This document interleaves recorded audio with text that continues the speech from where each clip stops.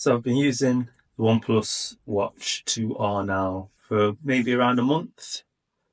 I've got some good thoughts and some things I wish I knew before I bought it.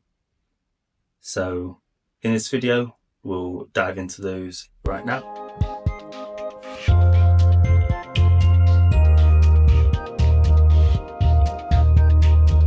After a month's use, OnePlus Watch 2R. Initial impressions, I think my initial impressions were quite high in regards to what I was going to expect from the watch. I say that because OnePlus is a well-established brand now. It's been making some really good things as of late, especially in regards to tablets and the OnePlus Watch 2. So I thought the OnePlus Watch 2R would be a brilliant watch to buy. Brilliant smartwatch, my first proper smartwatch to get involved with, that I would own for a long period of time. I've said before in a previous video that I had the Samsung Galaxy Watch 6. I just didn't get on with that at all. So yeah, this one has been a really good, really well received, at least from me, brilliant watch. I think when it comes to reviews about smartwatches, people tend to only look at the Galaxy Watch and the Apple Watch. They don't really look at watches like OnePlus, maybe because it's not got such a big impact on the globe, on the world, if you like.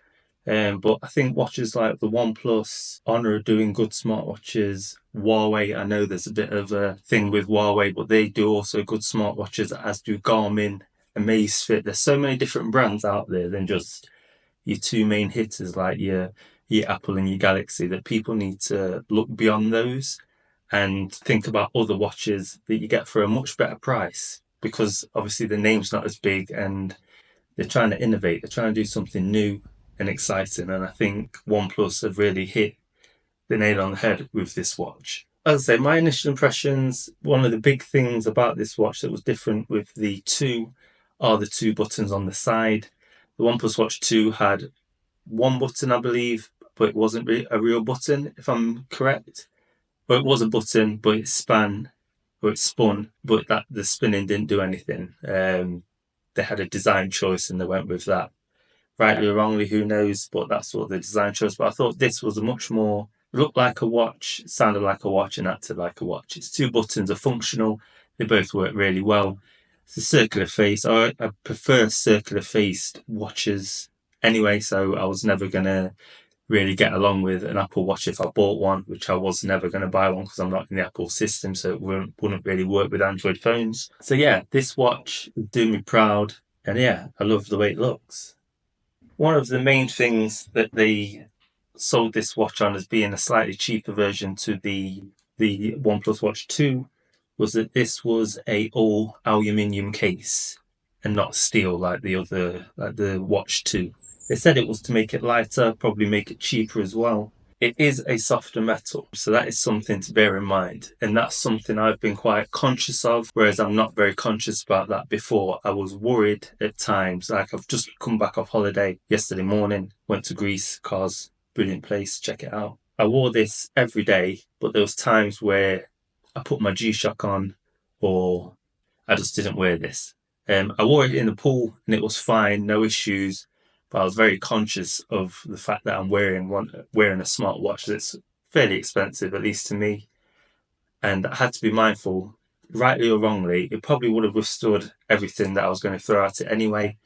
But I was just worried that if I bump it, it might make a bit more of a dent than if I was to bump a steel watch or my G-Shock that I can bump and drop. And obviously G-Shock, they're known for the durability, whereas the verdict's out. But for what I've used it for, brilliant. There's no marks on it whatsoever. Just found a tiny little dent or scratch, but one mark. It's doing really well. So yeah, the durability of the watch, really good. As I say, I've used it, I've bumped it by accident and done things like that, and it's held up really well. I am just mindful that it is a softer metal, so it's not going to be as durable as a stainless steel watch. That is one thing I think everyone that buys this watch should keep in mind. They do need to be mindful. Maybe have 2 watches, maybe have this, and maybe get yourself a G-Shock.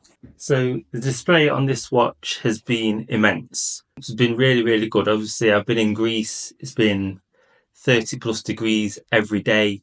There were a few days where it was cloudy, but the majority was clear blue skies. And just picking up the watch, I always keep it on raise to wake. I don't have always on working on the watch. I don't see the need, but as you lift it, it wakes up and it's very responsive. But under sunlight, the screen's very bright, very punchy. You can see everything. There wasn't a time where I lifted up my wrist to see what the time was or to check a notification where I felt that, oh, that's too dim, that's not working, that doesn't look right, let me cover it or anything. There was none of that. Every time I lifted up the watch to look at it, it worked fine. It worked really, really well. So in regards to brightness of the screen, it works brilliantly. Responsiveness as well, it works great. As I did use it in the swimming pool, and there were times where when obviously your finger's wet, the screen's wet, it wouldn't register your swipes. Is that a thing where it's all touch screens? I probably think so. I've not used all my touch screens underwater, and so I think I used this to take my honor. I'm just using this to record this video. I used this and it was slightly similar where it struggled to understand what I was doing, where I was pressing and things like that, just because the screen was wet, my finger was wet and things like that. So bear that in mind. You probably have to dry it before you use it again, but you can still raise to wake. You can still check notifications when they come up. Screen responsiveness has been brilliant. No issues with that whatsoever. So the general feel of the UI is really good. I've had no issues with it whatsoever. It's really easy to use. So I came back from Greece, as I say, 33 degrees, I think the last day. Hot, hot, hot, clear blue skies. Come back to Nottingham and yeah. And then if you look, yikes.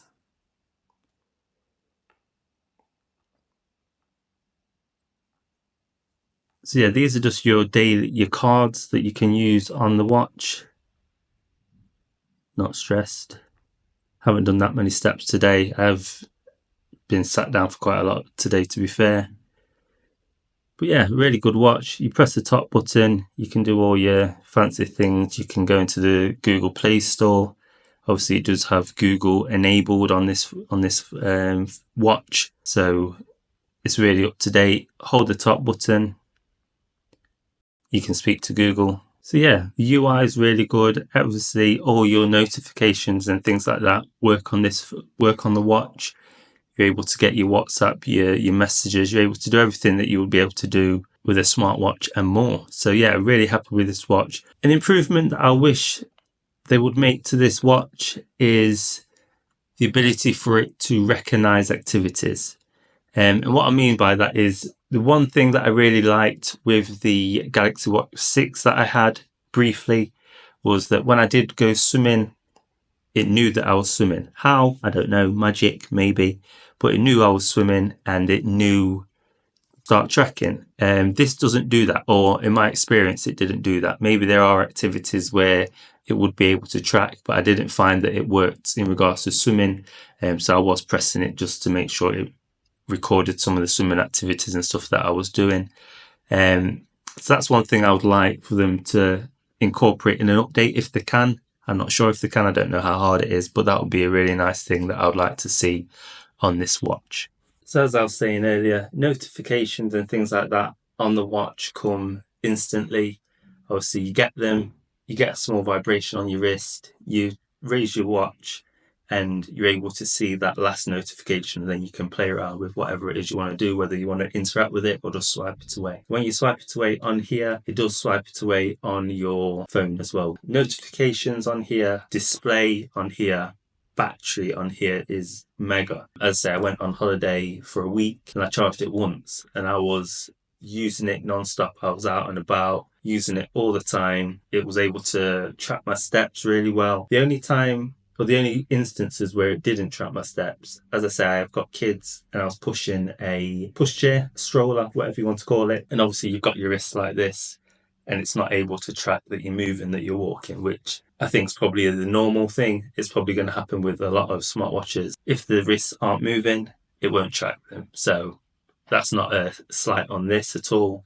It's just one of those things. But everything else that it did, the tracking was mega. One thing I want to add about this, which was a really nice feature, I wasn't expecting it, but I guess it was on my wrist, so it happened while I was on the plane. 4-hour journey back from Greece to the UK. It tracked my sleep. My flight was at 11:30, I think it was.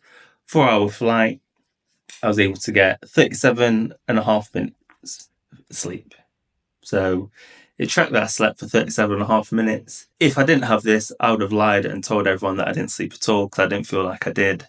But yeah, 37.5 minutes. So what I found most useful about having this watch is just the basic things like the heart rate monitor, the notifications that it shows you. Obviously, it's all connected to my phone, so all the notifications I get on my phone, Twitter, WhatsApp, Instagram, all those good things show up on my phone, and I can, rightly or wrongly, again, good or bad, choose to ignore them or respond to them on my phone or respond to them on my watch. So the basic things it does excellently. The advanced things I think it does really, really well as well. But just the standout features to me are the notifications.